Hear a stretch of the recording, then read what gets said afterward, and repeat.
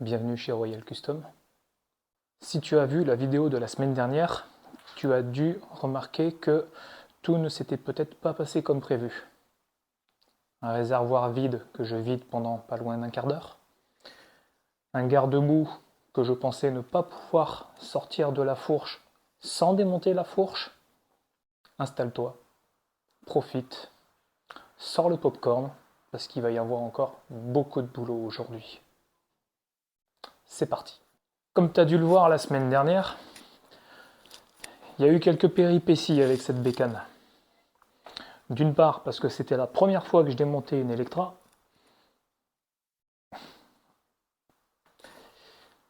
D'autre part parce que j'ai bien cru que j'allais y laisser les mains au moins une fois.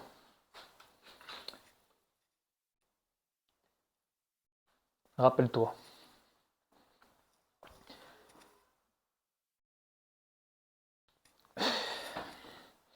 Il va y avoir du taf.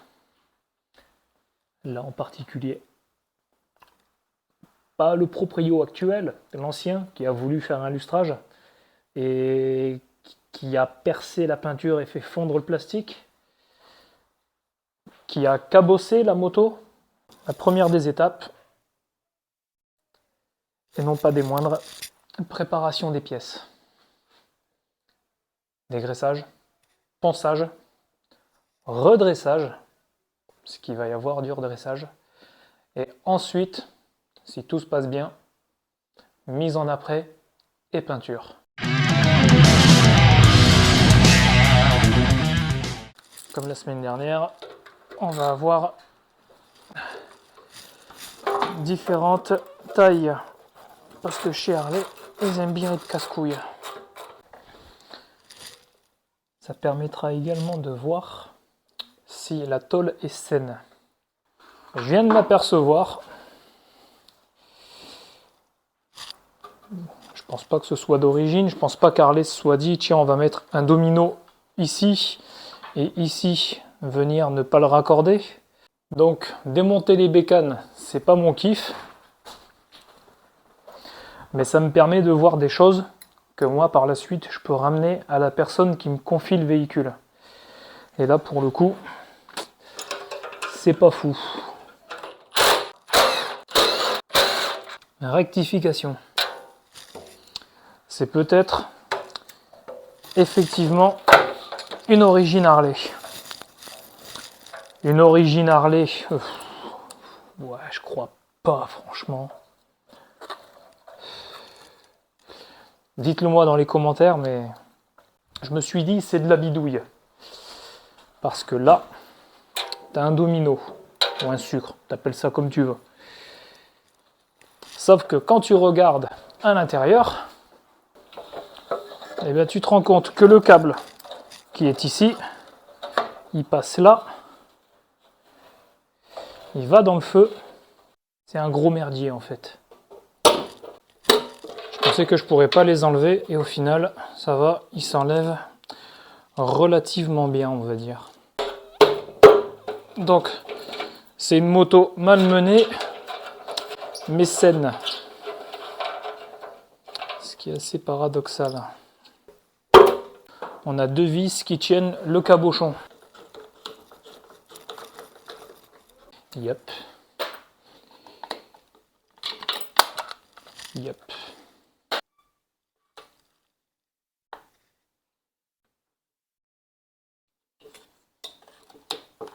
Hop, ça c'est fait. Toc, toc, toc. Putain. Yep. Et le câbleau. Hop.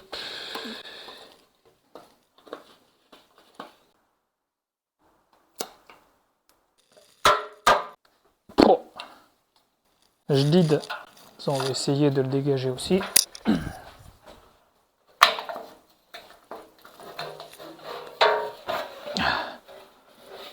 Ah putain.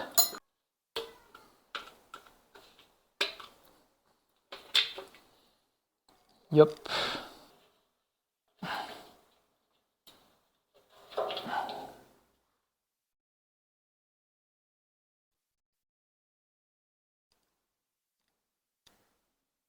Oups. Et de une. Tant qu'à être sur les garde-boue, on va continuer avec ça.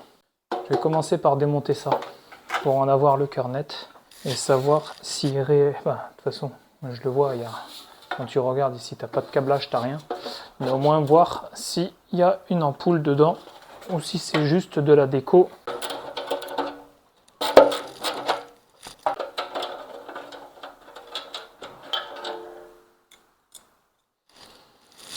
Le système est sympa. Et ce qui est sympa, c'est que la forme que tu as là, elle se retrouve ici, sur l'ornement de devant, pour éviter d'avoir quelque chose qui branle dans tous les sens. Ça, c'est plutôt pas mal.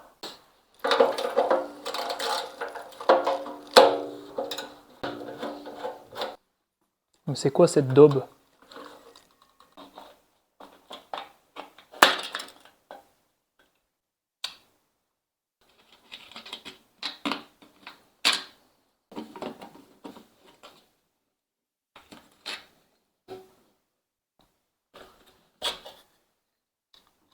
Et de deux.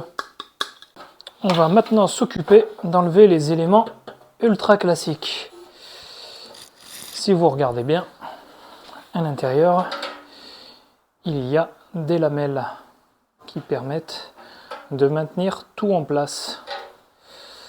On va venir s'occuper de retirer ces fameuses lamelles. De manière, hop là, à pouvoir la faire sauter. Donc voilà, ça se présente comme ça. Et tu as la tige qui vient s'insérer dedans. Et une fois que ça ici, c'est plaqué, et ben ça empêche ça de partir. On continue.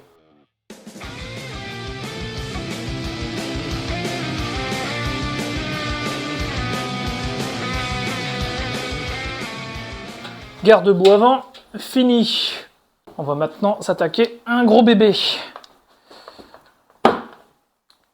Le Fairwing ou Batwing ou nez de cochon. Bon, déjà, l'avantage qu'il y a, c'est que le cerclage, il permet d'insérer la vis correctement et de ne pas te faire chier à essayer d'entamer le filetage de la vis dans l'écrou. Hop là, ça vient tout seul, parfait. Est-ce qu'on va avoir une mauvaise surprise? Une vis, deux vis, trois vis.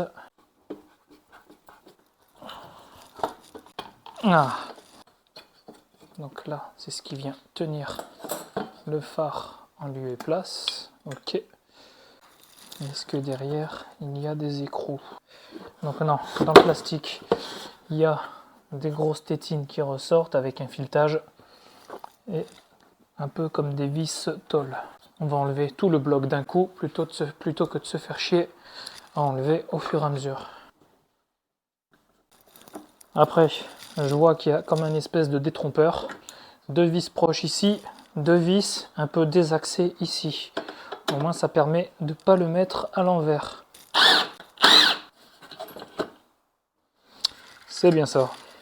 Le joint qui est ici, on viendra le recoller au double face.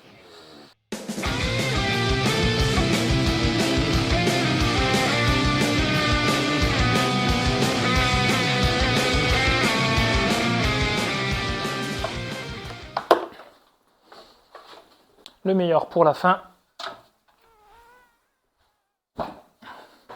Cette grosse bête qui était presque vide.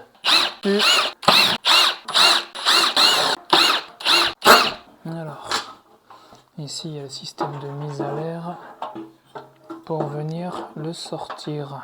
On va venir le passer vers où le joint est toujours présent. Ah!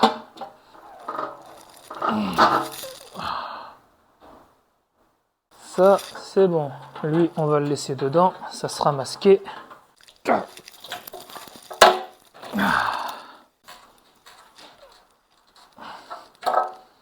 On va maintenant s'occuper d'enlever ces logos.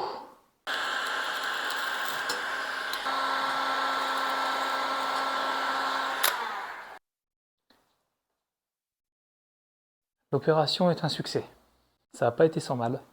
Il a fallu que j'use d'ingéniosité, mais je l'ai fait hors caméra parce que je me disais que ça servait à rien que je te montre ça.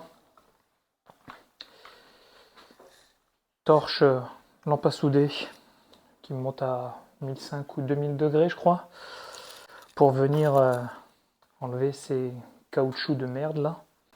J'ai réussi à pas trop abîmer. Maintenant, on va passer à la deuxième étape. Avant le ponçage, nettoyage. Avant d'entamer quoi que ce soit sur les pièces de cette magnifique Harley-Davidson qui a été laissée à l'abandon, on va commencer par dégraisser. Et si tu te poses la question, regarde bien ce qui suit.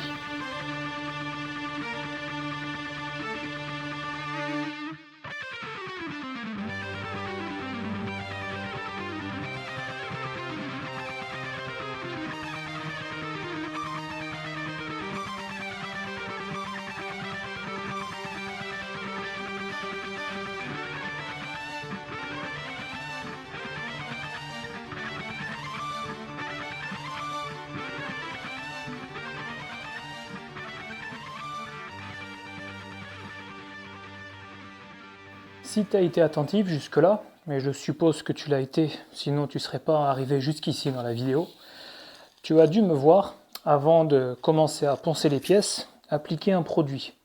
Tu te dis, qu'est-ce qu'il fait ce bolos? Pourquoi? Eh bien, je vais t'expliquer, c'est très simple.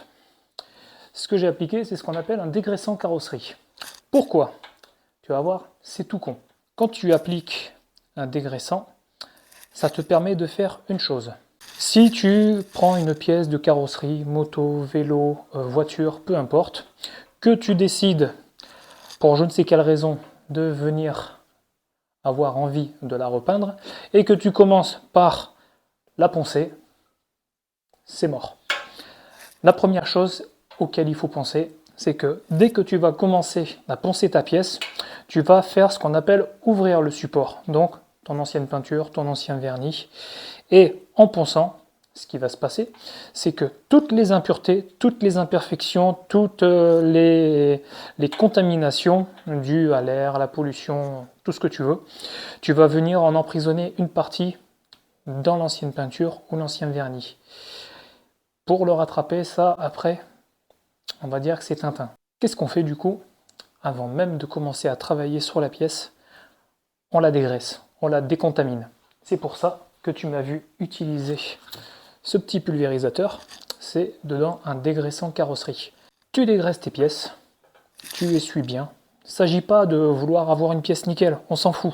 Dans tous les cas, quand tu regardes, la pièce, elle n'est pas nickel.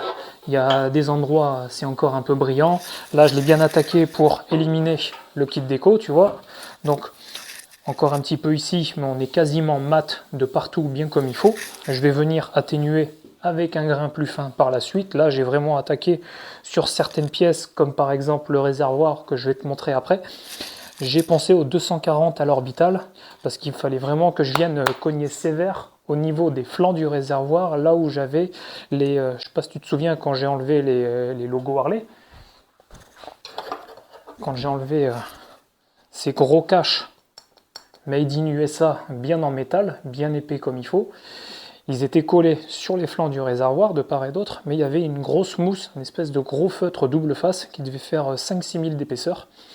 Et pour pouvoir le retirer, eh ben, il y aura d'autres rushs que tu vas voir par la suite, où j'ai dû carrément y aller à la lampe à souder, à la torche à 2000 degrés, à le faire cramer, à le poncer à l'orbital au 120, au 240, histoire de vraiment pouvoir avoir quelque chose qui soit apte à pouvoir recevoir les opérations suivantes, à savoir une nouvelle décontamination avec le petit dégraissant magique, mettre un après, pour certaines pièces, un primaire d'accroche, parce que c'est bien joli, l'après, tu te dis ouais ça va sur tout, sauf que pas du tout, il faut venir y mettre pour certaines pièces, ça sera le cas des caches latéraux et de la casquette de phare, le Batwing.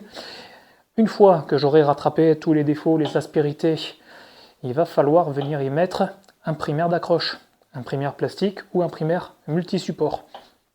tout simplement pour que quand tu viens poncer et que tu appliques ton apprêt, que tu aies un agent qui fasse la liaison entre les deux. Sinon, tu peux être sûr qu'au premier accroc, toute la peinture, l'après, ça va se faire la malle. Ciao bambino, et la peinture, et ben, tu t'assois dessus. Donc, on va continuer. Je te laisse t'installer tranquillement et on va continuer de poncer ça en musique. On veillera également à ne pas faire de stationnaire avec la machine électrique de façon à ne pas gâcher les arrondis et les courbes proposés par ce modèle. De cette façon, lors de la remise en peinture, il n'y aura aucun défaut.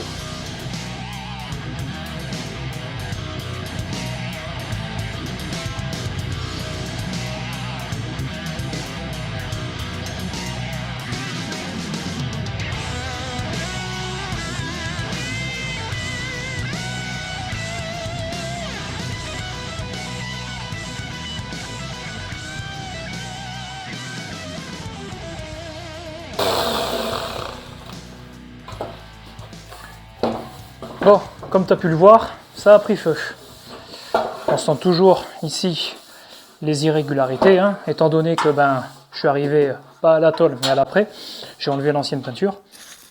Donc tu le sens pas à la caméra forcément, mais quand tu passes le doigt en fait, étant donné que j'ai retiré la peinture noire, que je suis arrivé je pense à l'après, non, je suis arrivé à la tôle.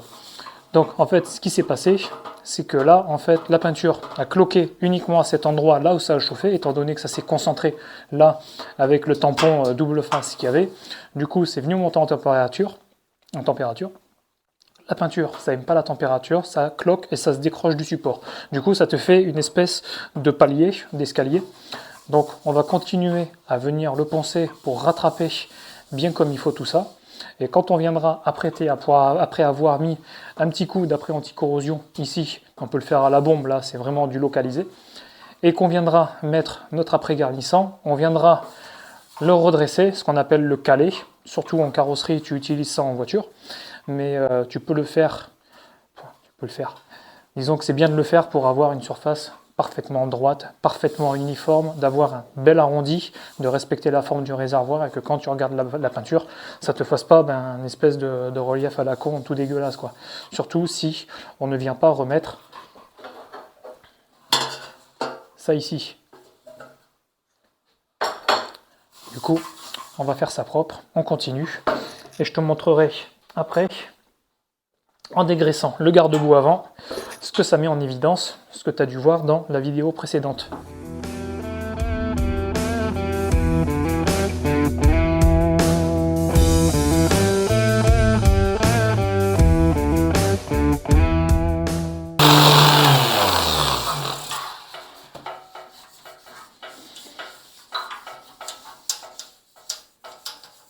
Voilà, là pour le coup, quasiment, on est vraiment quasiment nickel. Je le mets de côté, je mets le garde-boue avant sur la palette et je te montre ce qui a été mis en évidence après ponçage. Voilà la grosse bête.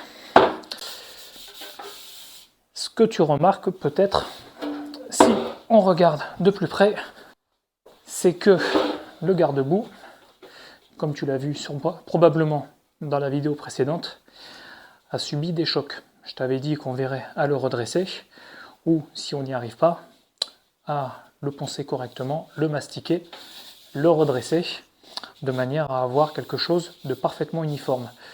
Là, pourquoi ça fait ça? Eh bien, c'est tout con. Je suis venu poncer avec mon orbital comme ça, et non pas comme ça, sinon ça n'aurait pas pu être mis bien en évidence comme ça. Le plateau, c'est un plateau mousse, mais ça ne vient pas épouser parfaitement toutes les aspérités, tous les reliefs du garde-boue. Là, en l'occurrence, il est plat, donc ça va, quoique ici, tu vois, quand on passe la main, on le sent un peu, et quand tu frottes, eh ben, ça met bien en évidence, forcément. Ce qui se passe, c'est que le garde-boue a subi des chocs à différents endroits. Donc ce qu'on va faire, c'est qu'on va essayer de venir le redresser de l'intérieur. Après, ce qu'il faut savoir, c'est quand même que c'est de la tôle qui est très épaisse. On va essayer de faire ça en faisant assez proprement. Et si on n'y arrive pas, on viendra foutre un petit coup de cinteau. On reponce, on apprête, et ensuite on pourra passer à la peinture.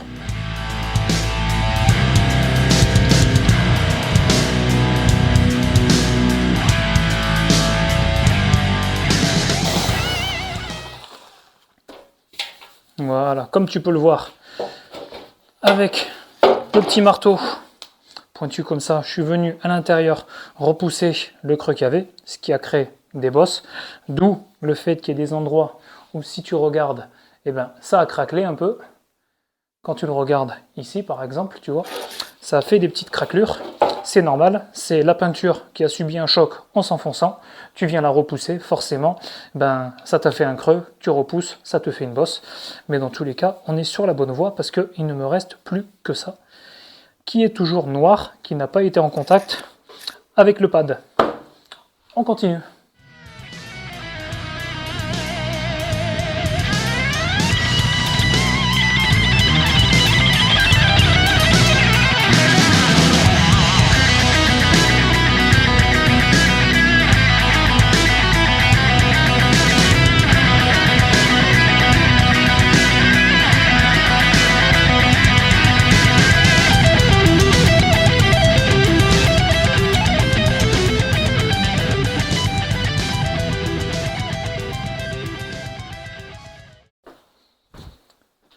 Bon ben voilà, on n'est pas trop mal.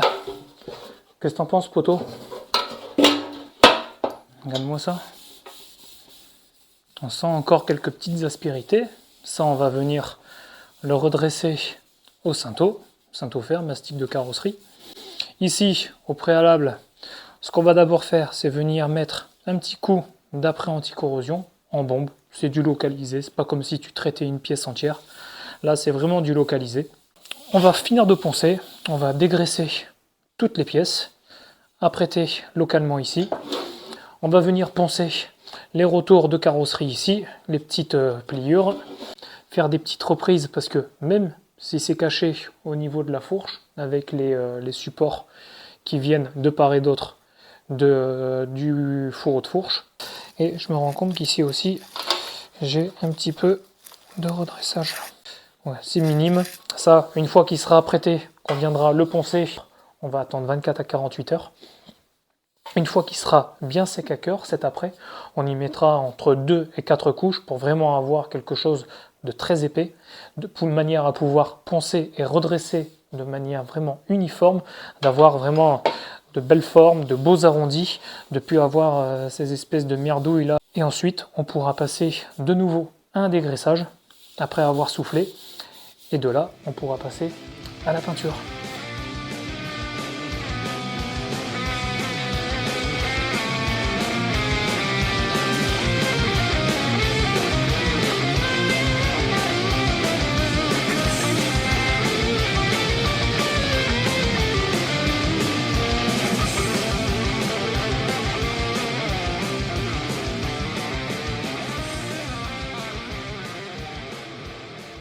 Bon, ça y est, les pièces sont entièrement poncées.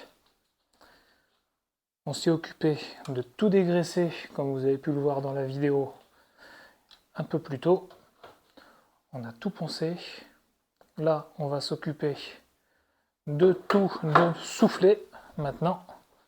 Avant de tout redégraisser, on va venir rattraper les petites bosses, les petits creux qui restent au cinto carrosserie. Ici, il y a un très léger creux. Ça ne se voit pas forcément à la caméra, mais quand ce sera repeint, on ne verra que ça. Ce léger petit galbe là, cette petite crevasse, c'est très léger, ça fait comme une légère cuvette. On va venir le corriger avec du cinto de finition. C'est vraiment très léger. De même que là, on sent également une petite bosse et un petit creux.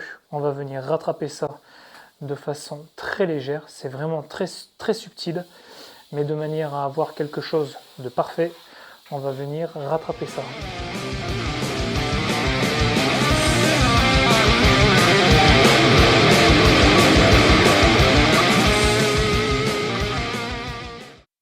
Pour les imperfections qu'on ne peut pas rattraper par débosselages, étant donné que ce sont des trous qui sont creusés à même la peinture et l'après, ce qu'on va faire, c'est qu'on va venir appliquer un cinto, mais pas n'importe quel cinto, un mastic marine. c'est un mastic monocomposant, séchage air. À l'instar des autres mastiques de carrosserie, il n'a pas besoin de durcisseur. On vient en appliquer un petit peu sur tous les endroits où on a repéré des imperfections. Voilà, on va le laisser comme ça. On va passer sur d'autres, attendre que ça sèche. On va essayer de repérer partout où il y a des imperfections sur le garde-boue. Là, principalement, où j'aurai des endroits qui sont très peu poncés. Et on se retrouve juste après.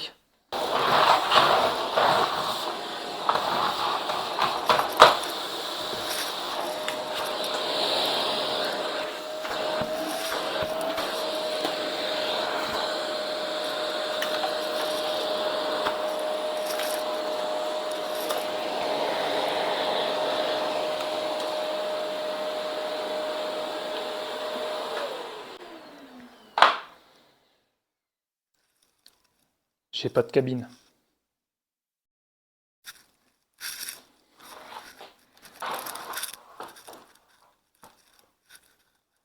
J'ai pas de cabine. Si tu veux que je te dise, j'ai pas de cabine, j'ai pas de cabine. T'as vu le prix que ça coûte une cabine?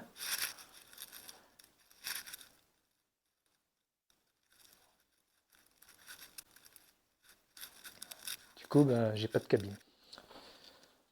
Bon, si t'as été bien attentif jusqu'à maintenant, tu sais ce qu'il reste à faire. Putain, je vais plus en... Si. Avant de commencer à faire quoi que ce soit, il va falloir qu'on dégraisse.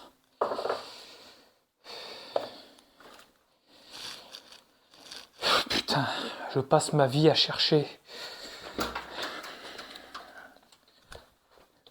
Hop là.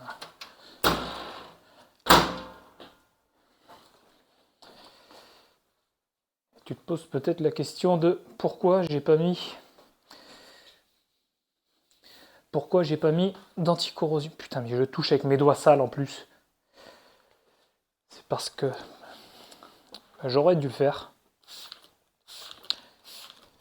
Mais l'avantage avec l'après-garnissant que j'utilise, y compris là, c'est qu'il est anti-corrosion.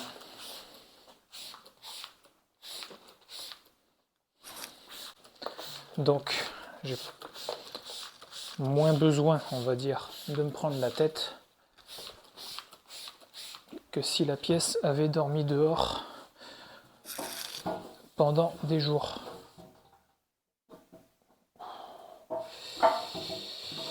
Ouais. Je vais surtout charger ici, entre guillemets, pour estomper les défauts.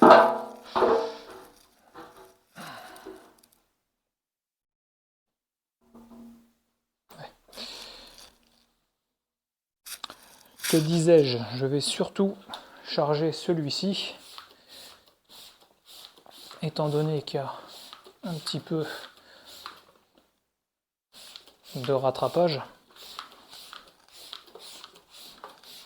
Mais dans l'idée, c'est surtout de manière à uniformiser. Quand on le regarde, quasiment plus rien. Quasiment plus de défauts. Alors ce que j'ai fait, il existe des guides de ponçage. Mais dis-toi bien qu'à 30 ou 40 balles le guide de ponçage, avec une poudre qui fait le taf, on va pas se le cacher. Et une bombe de peinture noire à 10 balles. Tu viens saupoudrer comme ça. Le temps de te retourner et de bouger 2-3 merdes, ça te fait ton guide de ponçage. Donc là, tu vois, je t'ai pas filmé les étapes, mais... Putain, je mets mes doigts. Putain, il est con. Là où il te reste de la peinture, c'est que t'as pas encore assez chargé. C'est que tu es sous la couche de ponçage par rapport à ta cuvette, si ça fait une cuvette. Du coup, tu comprends bien que une bombe à 10 balles ou un guide de ponçage. Ah, je connais pas les prix exactement vu que je me suis jamais penché sur la question, mais 30, 40, 50 balles chez 3M par exemple, pour ne citer que.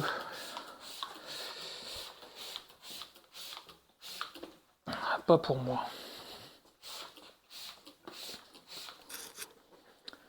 Voilà, on est tout bon, je suis équipé. Ce qu'on va faire, c'est qu'on va commencer par appliquer une première couche. On va pas chercher à opacifier, on va pas chercher à charger. Une première couche, léger voile, et ensuite on laisse tirer pendant 5 à 10 minutes, et ensuite deuxième couche.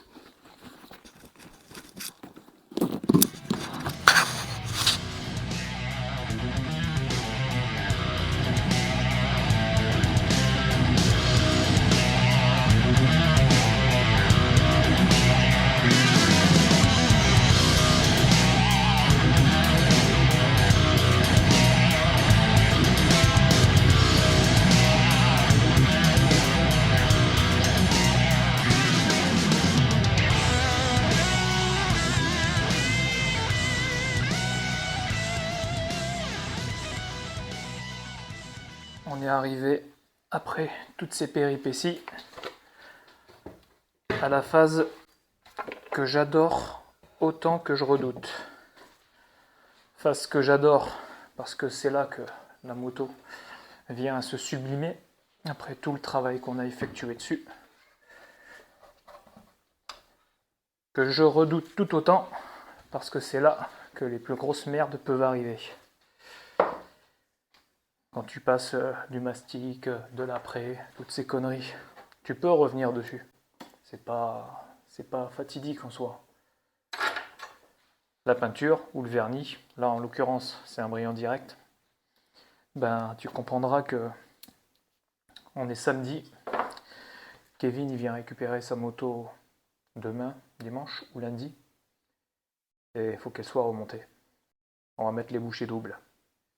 Je vais pas te faire du blabla te disant qu'on va speedrunner, qu'on va faire ça très bien, que tout va bien se passer, et que tu vas me voir peindre dans la flotte, parce que oui, vu que j'ai pas de cabine, je te l'ai dit tout à l'heure, et ben les poussières ça aime bien se balader sous l'effet de la pression d'un pistolet, surtout quand tu souffles vers par terre, quoi. Les poussières ça remonte et après ça retombe. Du coup, j'ai pas mal discuté avec des anciens qui faisaient de la peinture. Et à l'époque, ils n'avaient pas toutes ces conneries de cabines, de trucs, de machins, quand ils trafiquaient des voitures, qui refaisaient de la peinture et tout. Et ils me disaient qu'ils mouillaient. Mais c'est vrai, c'est con. C'est tout con en fait. Parce que de la peinture qui est mouillée, elle est plus lourde et elle est accrochée au sol. Donc c'est pour ça que j'ai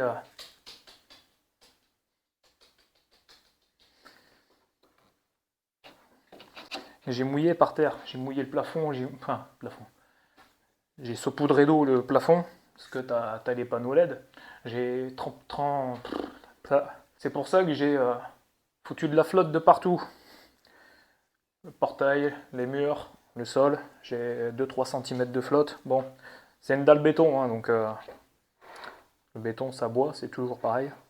Du coup, t'as déjà vu l'étape de tout à l'heure où tu m'as vu apprêter. Je t'ai passé l'étape où je ponce l'après, hein, ça tu commences à connaître.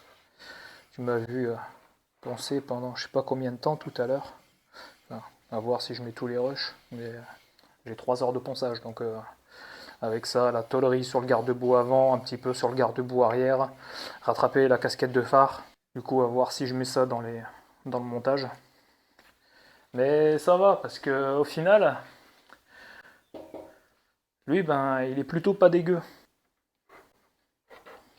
Du coup, ce qu'on fait, c'est que je vais faire mon petit mélange. Peinture, durcisseur, brillant direct, t'as compris. Tu me verras barbouiller en accéléré. Et il y aura peut-être un débrief à la fin.